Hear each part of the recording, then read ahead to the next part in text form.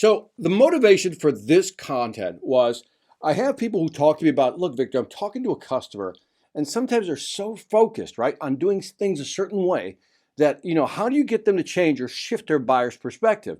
And that kind of clued me into, well, there's several ways you could do it. And so what I want to do is cover 7 simple strategies you can do to shift a buyer's perspective. Now, just kind of like, let's keep this in mind. Kind of like if we have a macro picture of what I want to talk about, is that you're talking to a client. You're really trying to convince them that your product or your service is different, right? Or at least they should consider it. And sometimes they're in status quo. I don't want to change. Or option 2 is they're afraid of making a change, so they rather not make a change. They like your product, they like your service. Yeah, I don't want to make a change right now. And so what I want to do again is give you 7 different strategies you can use. So this is kind of a buffet, right? It's like you pick your 7 out of the 7, see what works for you. I'm just throwing out ideas. We're brainstorming here. How do we shift a buyer's perspective? 7 strategies. Let's jump into the easiest one, which is the comparison, right? Now this one is always about, you see these on websites a lot. One of the things I love about using this strategy, this is called a comparative analysis, where you're just comparing your product versus, let's say, a competitor. Now, how would you use this? Now, keep in mind, you're talking to a customer, and one of the things they start thinking about is like, why is your product different than somebody else's? Especially if you're selling like technology products.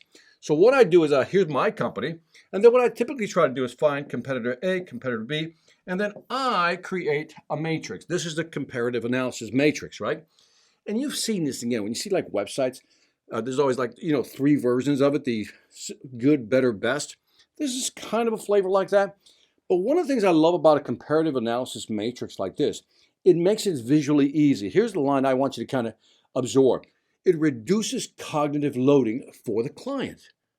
Now, let me pause here, because I think when I say this, people go, oh, yeah. No, not yeah. Listen to why this is important. Part of your brain, if it feels like it's overwhelmed, it doesn't understand, it will not make a decision. By using a comparative analysis like this, what you're doing is simplifying getting a visual simplification of why your product is superior to your clients. And a lot of salespeople don't do this. This is one of the most powerful slides you can put up because it visually helps the client simply see why you're different. So again, use this comparative analysis, especially if you're going up against a competitor who have very similar products. Now, you see these holes right here? This is the stuff that the competitors don't have. Those are weak points you can attack, in other words, to try to get them to look at your product and not buy from your competitors. I used to use this strategy all the time. I would find holes in my competitor's product set, and then that would be part of my presentation. In other words, Mr. Client, you're going to get all this. Now, other companies won't offer you this product. And I wouldn't mention my competitor by name, but I would basically say they don't offer this, right? Same here, same here. So again, look at your competitors, do this comparative analysis. By the way, the side benefit of this is that when you force yourself to do this analysis, you find out what you know or don't know about your clients. So in other words, it forces you to do homework, which is to look at your product set and then go look at your top 2 or 3 competitors and look at their product set and then see how they compare. So part of it is for the presentation, but there is a personal benefit as you begin to understand what's out in the market. You begin to understand your competitors. Now I know what you're thinking.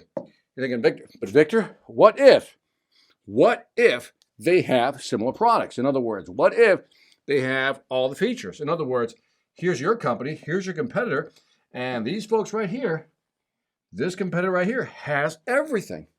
Now, even if you run across this situation, here's what I want you to ask yourself. Question number 1, are they really the same?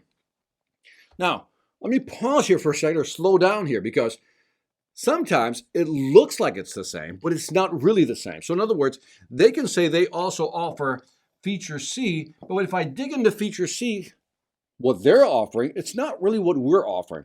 So the first question I would ask you to ask yourself when you're putting comparative analysis together is, are they really offering the exact same thing? Now, even if they are, let's go with worst case scenario. It's exactly the same. You're showing this comparative analysis. It's exactly the same. Then the question becomes, what can we add? And maybe it's from a service standpoint. Maybe it's from a training standpoint. What can we add to the mix to begin to differentiate ourselves? A couple of weeks ago, I did this course. You'll see it in the Sales Velocity Academy. It's how to sell the value differential. And the value differential is that your product is here, their product is very similar. How do you begin to sell that differential? So I know I'm being very general here, but here's what I want you to think about. 1, have you done a comparative analysis with your top 2 or 3 competitors in the market to see what similar features they have that maybe you do or do not have? How do you compare?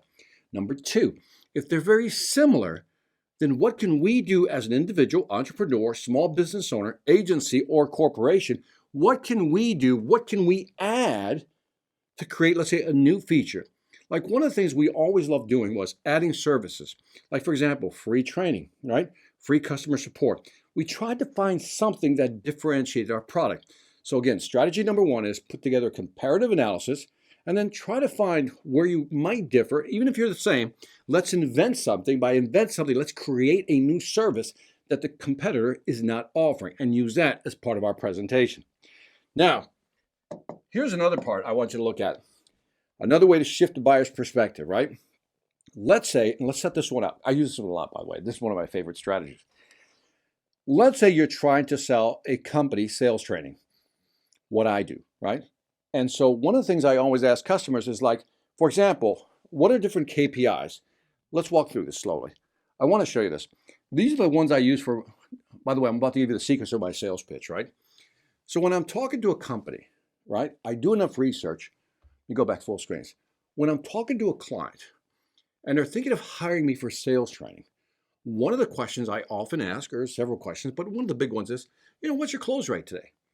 And they're going to tell me, well, our close rate, Victor, is 24%, right? And I get 24%. And then I ask this, what's your competitor's close rate?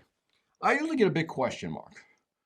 But then I always ask the third question, what is the market norm?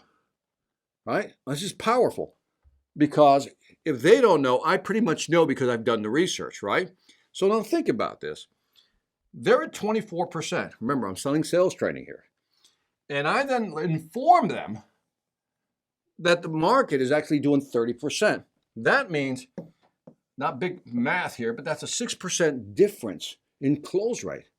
And then I said, Mr. Customer, what does a 6% difference mean to your business? Right? And by the way, I can ask about the churn rate. In other words, are you keeping people or are your salespeople leaving? What's the industry standard? So forth and so on. These 2 match. Competitor that has a high one, no advantage there. But look at this one, contract size. I like asking about this one. What's the average contract size? They say, well, it's about 100,000. What does your competitor offer? It's about 120,000. That's their contract size. Again, you may or may not have this information, but what you typically can find is what the market norms are. So I always try to compare the market norms with what I'm currently doing. This creates dissatisfaction. That's where I'm going here. Let me erase all this. In other words, if the company I'm trying to sell my training is only closing at 24, and I let them know that the market's at 30, that's a 6% difference, and that's a lot of money. If I also talk about average contract size, there's 100 versus 150, which means they're upselling more effectively. Again, that difference creates pain. That's the only way I can describe it. What you're trying to do is create pain by saying, what are you doing? And then what's the market norm? So again, comparison here is powerful because they'll have to look at their numbers and compare themselves to whatever's happening in the market. That creates some dissatisfaction, like how can we be better? How can we hit that number? And again, if you have a product or service that can help them get to the market norm, then you're going to be more effective at shifting their perspective and maybe wanting to do business with you. Let's go to number 3. Now, run the numbers. Oh, I love this. This is the part that I really love. For those of you who watch my show on television, Life or Debt, I'm always talking about run the numbers. What's the numbers? So there's 4 numbers I like to run.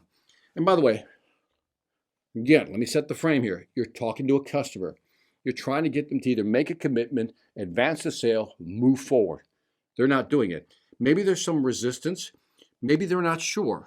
So by running numbers like so, maybe we can get them to move forward. For example, if I'm talking to a client who wants to invest, I can talk about a break-even point. A break-even point is when they're going to get their money back. So for example, if I invest $100,000, Victor, in your training, How effective will you be, and when will I get my $100,000 back? That's what they want to know. How long will it take? What's the delta to get my $100,000 back? They just want to get back to zero. In other words, when will I get my investment back? That's a good number. So ask yourself, for your business, could you calculate a break-even point? In other words, when they'll get their investment back. The second one, we're all familiar with this one, right? Return on investment.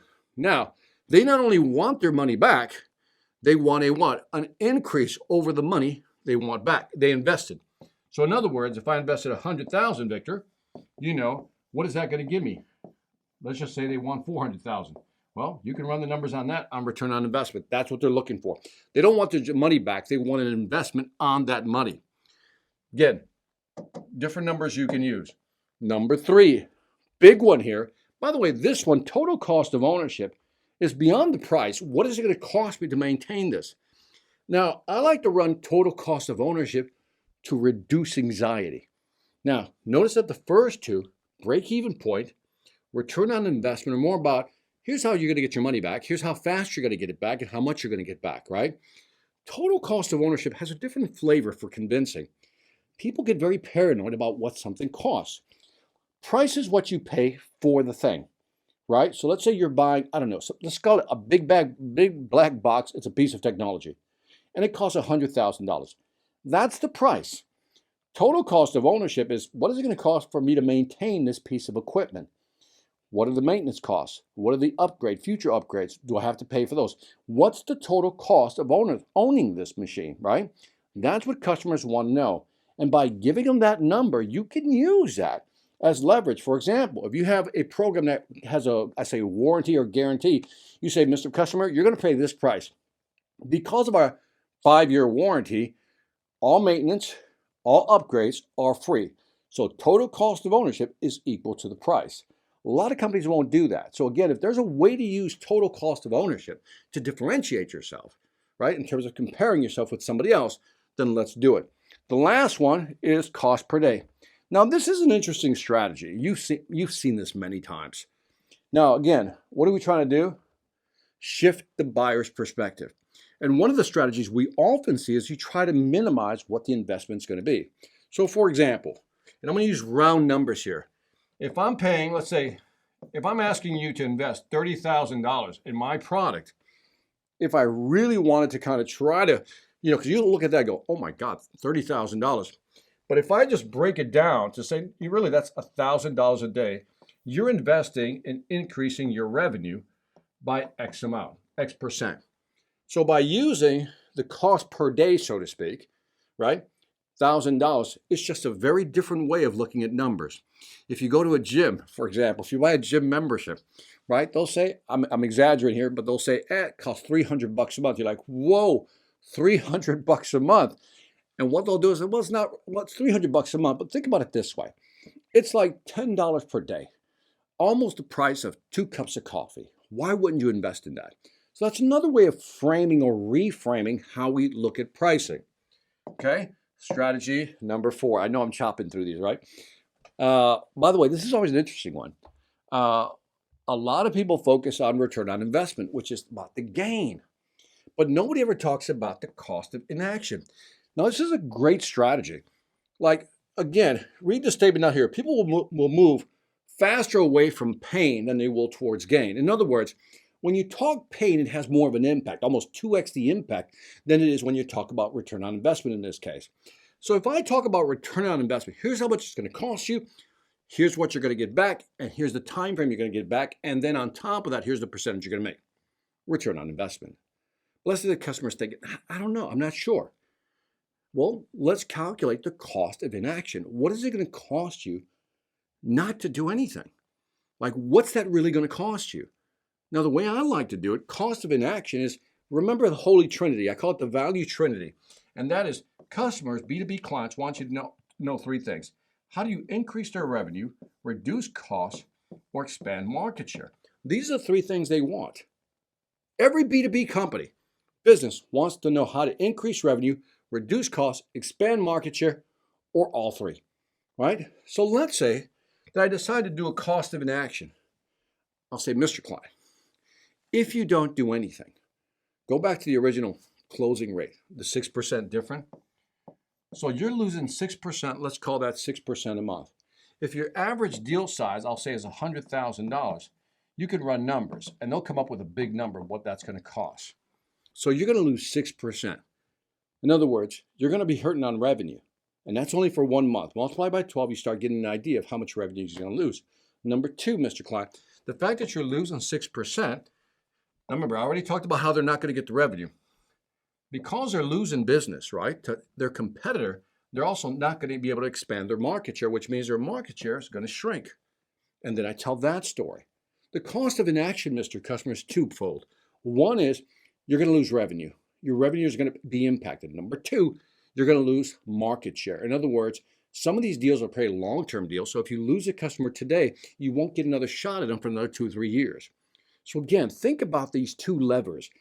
Again, most people like to talk about the benefit, return on investment. Here's what you're going to get if you do this. If you buy from us, here's what you're going to get. But then kind of flip it. Here's what you're going to lose if you don't do something about it.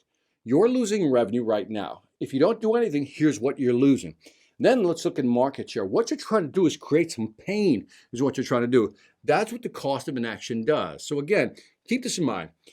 ROI, always good to talk about the benefits, but cost of inaction, always a powerful strategy as well. Number 5. This was one that I had to learn the hard way, and once I learned it, I got it. And that is, if you can find an opportunity to really involve the customer in the actual process of your demo, for example, or if you're drawing or designing something, the more you can pull them in, you'll get the following. They'll get a deeper understanding, right? One is that once you involve them, they'll get a deeper understanding. Number 2, you start problem solving with them. Number 3, it increases their confidence and they feel more empowered because they're actually being part of the actual process. Number 3, there's a sense of ownership, the endowment effect. They feel like they own it. Let me give you an example how this worked. I always had this rule. When I used to sell telecom equipment, I always said that if I can get the client to design the system with me on the blackboard or a whiteboard rather, right? If I can get the person to start drawing with me on a board on designing a system, I always close that deal. I always close that deal. Why? Because once I got them to come up and start designing with me, they got involved, right? It became theirs. They took mental ownership. That's the endowment effect. In other words, once they began to design things, they took ownership, right? They felt more confident because they were actually designing with me. So the more you can involve a client in designing or building, whatever it may be that you're offering, then they'll buy. They're more likely to buy than not. I should say it that way. That's probably more accurate. In other words, involve them. So I used to always have this thing where I would talk about a design and I would ask the customer, based on what I've shown you, is there anything that I've missed? So I would draw the design, do a block design, right? By the way, a block design would be something like this. The input would go here, and then we would send something here. Then we would move it here, and then we would move it here, something like that. And then I would say, Mr. Customer or clients in the room, if there were more than one, is there anything I missed? Is there anything that's missing from the design you want? And usually I get 1 or 2 people, well, you didn't mention, this part right here. That's one of the things you're missing. And I would say, well, where would that fit? And they start talking. I said, well, can you help me understand? Why don't you just draw it out for me? And I would just do this. And I'd give them the marker. And they would usually get up and they start drawing. And once I knew I can get them out of their chairs to start drawing with me, this became a no-brainer. When I sold software, once I showed them, I used to sell this network management software.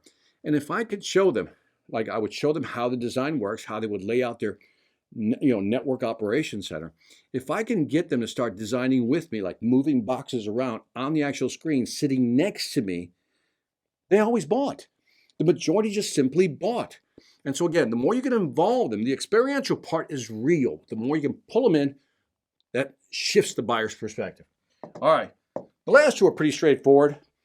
Social proof, you've heard this one many times. I like showing case studies.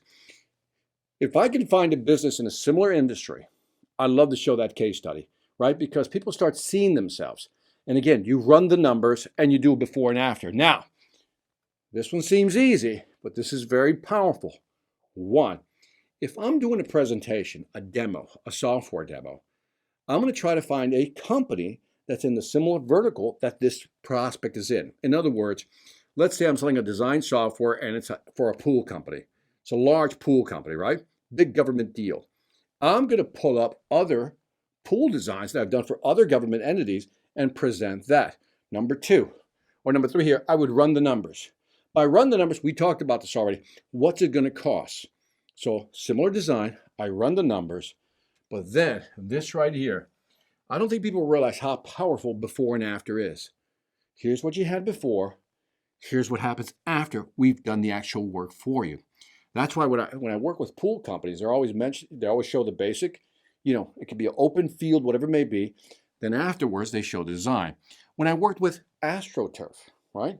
AstroTurf companies, they would always show the regular field, and afterwards, they would actually show the design of the actual football field, whatever it may be. If I worked with a telecom company, here's what your system can do today. Here's what it can do afterwards. So before and after, it's almost like a weight loss program. Here's what I weighed before. Here's what I weigh now. Before and after is such a powerful shifter because it is the ultimate social proof. So anywhere you can incorporate before and after. Last but not least, this is an easy one. And that's when you talk about others' opinions. Like I'm a fan of, when you look at Google reviews or Amazon, when you're looking at this, you're thinking about what they call wisdom of the crowd. The reason we make buying decisions sometimes is because other people have made those buying decisions before. So what happens? Have you ever had this happen? You go online to buy something, and let's say it's brand A. And by the way, what happens is something like this. It's brand A, right? That's brand A. So you went online looking for, I don't know, let's call it a Sony camera. Let's call that brand A.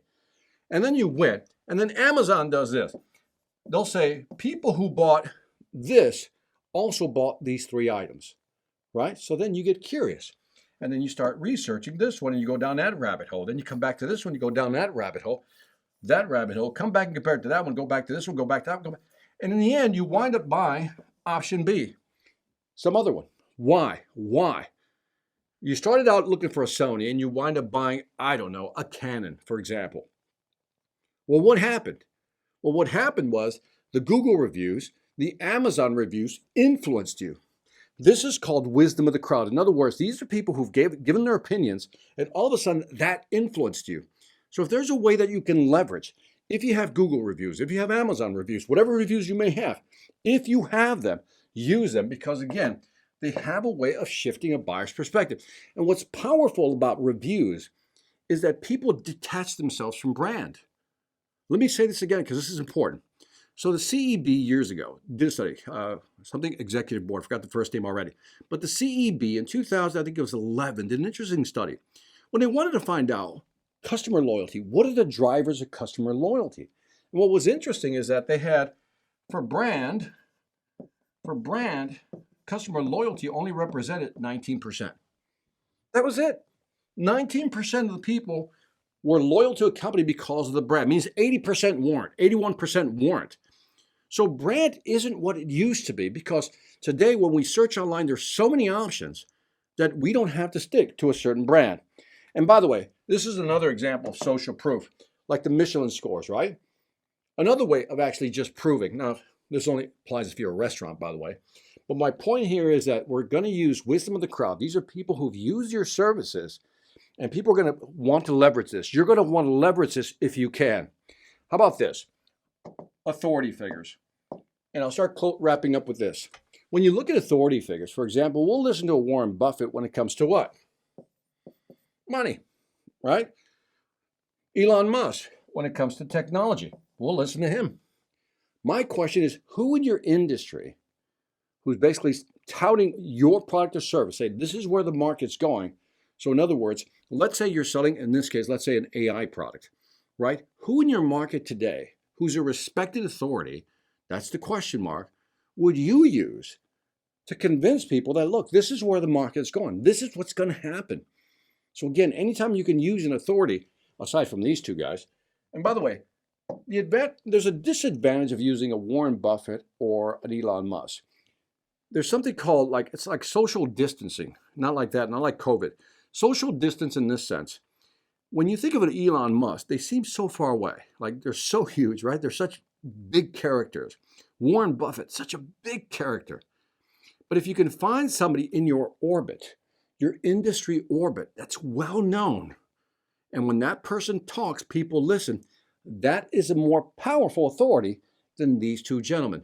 Not because that person probably makes more money or has bigger general influence, the fact that in your industry, that person is well known. So I wouldn't focus on using big authority figures. I would focus on using authority figures in your area. And last but not least, I thought I'd throw this in because I like to use these. Another way of shifting a buyer's perspective is to reference studies. Now, I love Gartner, love CSO Insights. These are two, like Forrester is also another good one. These are two right here that I use a lot when I do my presentation. So in other words, when I'm presenting data or information about why companies should shift a certain way, why the market and sales is going a certain way, I'll highlight, here's what Gartner has to say. Here's what their hype cycle is currently saying about this technology. CSO's Insight, again, here's what they're saying. And the more I can bring that into my presentation, the more credibility, the more weight I have in terms of authority. So, on that note, here is a summary of what I just covered. First of all, comparison. Again, you got the comparative analysis. How do we compare against other people, other competitors? But also keep in mind that if you're selling to a customer, and let's say in this case, I was using the example of sales training. If I'm talking to the customer and I know they're only closing at 3%, when the market's closing at 5%, there's an opportunity for me to create that discontent to get them to want to use my service.